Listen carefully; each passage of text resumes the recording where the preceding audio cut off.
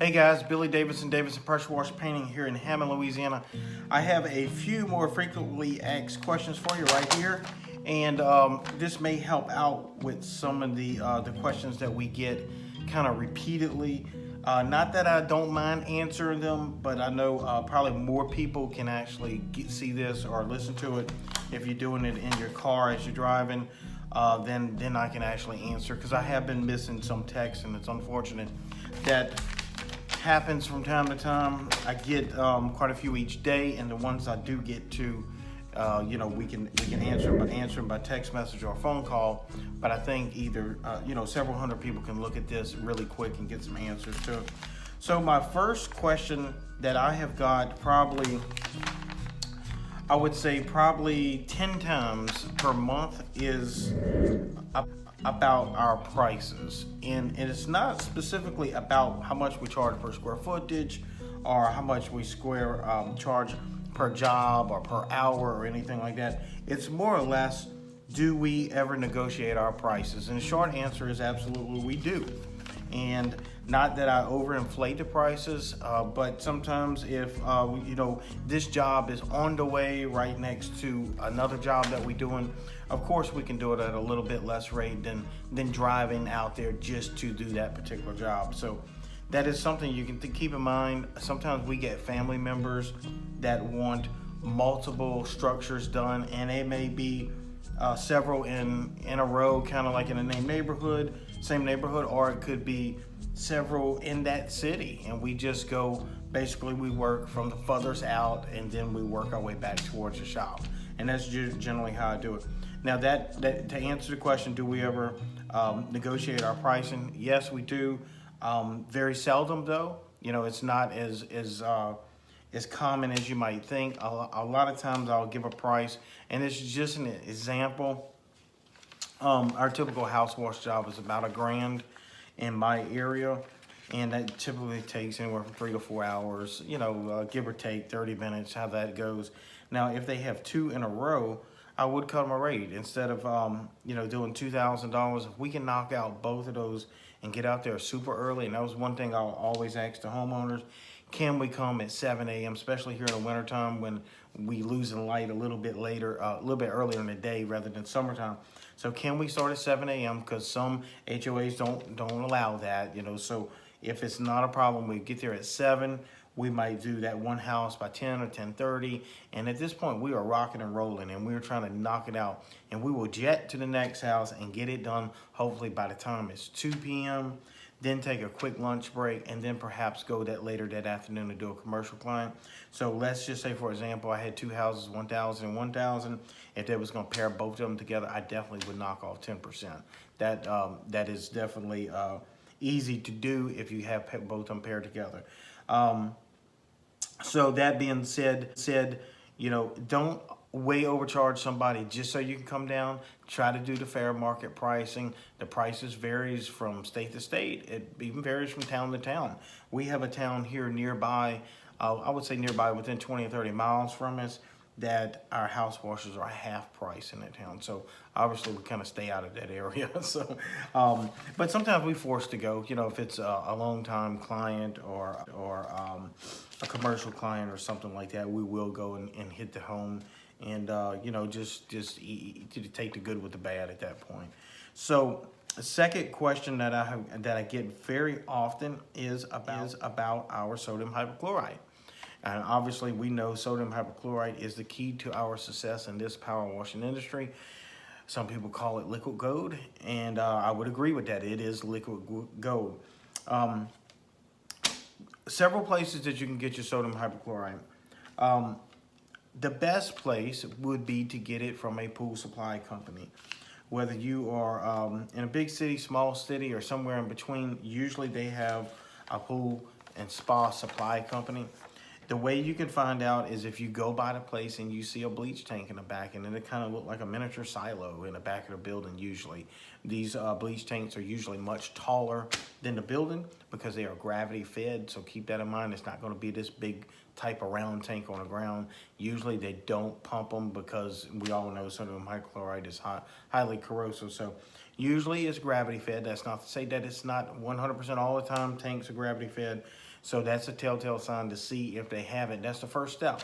So that doesn't mean they'll sell it to you. So once you do find a place that has one of those type of bleach tanks in the back, you would then approach them and see if you can negotiate a contractor's price, or see if they will sell it to you. Because oftentimes if they have some issues or some codes or anything going on in that particular area, they may not sell it to the general public unless you are a swimming pool, type industry. Now that being said, that is the most ideal way to buy your sodium hypochlorite. And I got my pricing sheet right here. We generally get 12.5% at $2 a gallon. So that's not bad at all. That usually I see I got another question. How much do I buy each time? That varies. I have bought 110 gallons in one trip, and then usually I top off my 55-gallon drum, and oftentimes it's not empty when we do go. Oftentimes when I hit that 15, 20 gallons left in that little 55-gallon drum, I'm headed for some bleach really, really quickly, probably the next day or following day. That being said, if you do find somebody with a bleach tank, it is imperative that you find out when their delivery is each week and try to get your bleach on that day or that afternoon. It is best fresh as possible. For swimming pools, it doesn't make that big of a difference, so they can keep that bleach around in the tank for a fairly long time. Now we are in the wintertime, so you have the wide variations of temperature. So keep in mind with that, that does affect the potency of the sodium hypochlorite. More than anything else, more than ultraviolet light. I know you probably read and heard a lot of other myths about sodium hypochlorite, but more than anything, the temperature swings of that body of sodium hypochlorite will affect the potency more than anything else. That being said, there again, you're looking at 12.5. If you have a temperature swing of about 20 degrees per day, you're looking at 7 days, you're gonna probably be around that 10% range. If you still varying 20 to 25 degrees per day after that, and that's not ambient temperature, that's liquid temperature, because the liquid is a little more slower to cool and heat than the ambient air temperature outside.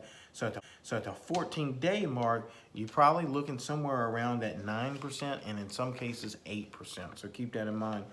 And then after that, it sort of kind of stabilizes around between that 6 and 7%, unless it's being froze, and that's really hard because it is a salt solution. I think that the freezing temperature of sodium hypochlorite is well below water. I don't want to quote a number in here, but I think it's close to 10 degrees, but don't quote me on that. I'd have to go back and check my numbers. Second place you can get sodium hypochlorite, I cannot talk today, I've had a long day, is Walmart, dollar stores, places like that, general stores, Sam's, that can get you some bleach that is usable. Obviously, you're going to be buying about a per gallon, and oftentimes the strongest you can get is an 8.25 concentrated form. If you look at the bleach jug, it is say concentrated on it. Some concentrated jugs I found had 6%, so be looking out for that. Now, that's not to say you can't work with it. You can, you just got to get more of it. And Pool Essentials Walmart bleach is 10%. It's actually 10.5. I tested it. So it was 10.5 when I got it. Manufacture date was about 21 days before that.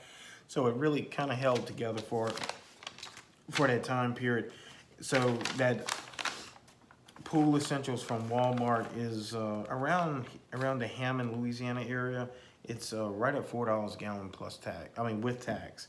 Now, that being said, I can get the 12.5 out of Pool Supply Company for $2 a gallon. So go figure. I'm going for the higher potency sodium hypochlorite, and it's cheaper. Now, in a pinch, I have swung in at Walmart. I guess we all have. And our Pool Supply Company is about a half an hour away, one direction, if traffic is cooperating. And there's been times I've run 4, 5, 10 gallons short, and I'm not running an hour away just to catch something, especially if I'm going back that way the next couple of days anyway. So that is what I do. If you're getting it from the dollar store, be careful. They got this brand out there that's called Top Job or something like that. That is a 2% by volume. No go. You don't even want to have that on the truck. It's not going to do you any good. Even if you put it directly in a pump up sprayer, it's not going to do all that much because it's a really weak bleach. It's not even 2%. They advertise 2%, but it's more kind of like around that 0.75. So it's not going to do you much good. So think about that.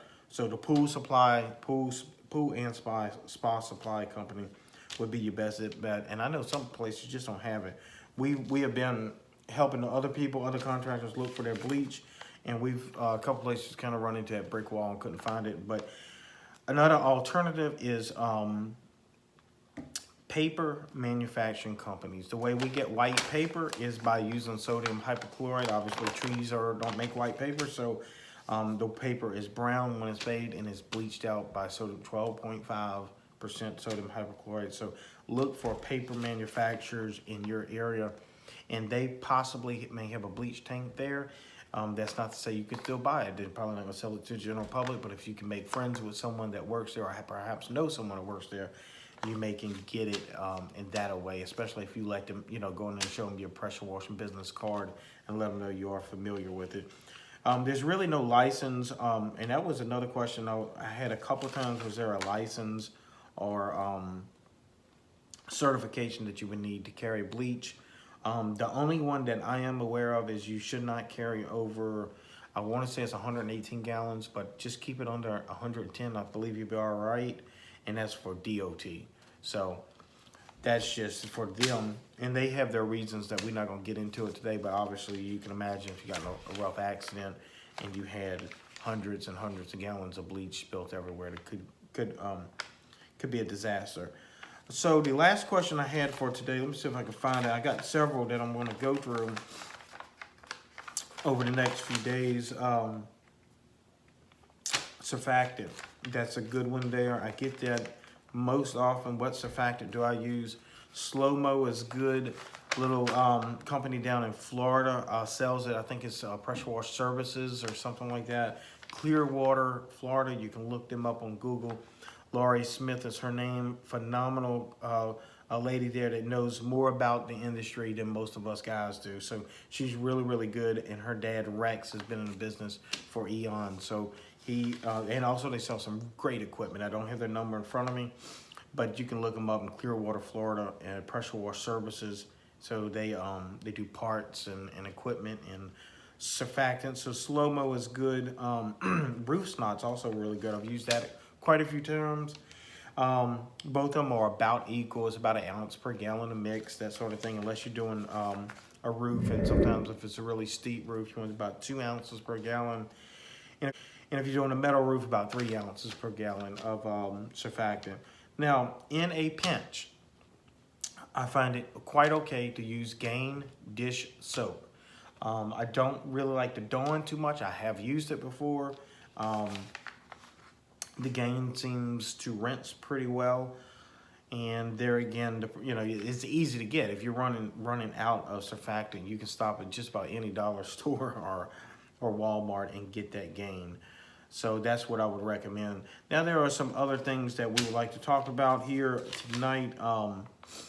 I've been asked about degreaser in my solution, and that's a good question. We can go into that briefly. I've been washing since the mid-90s, actually about 1994. I've been power washing many years ago, and some of the guys have been in the industry for a long time make it a test for this.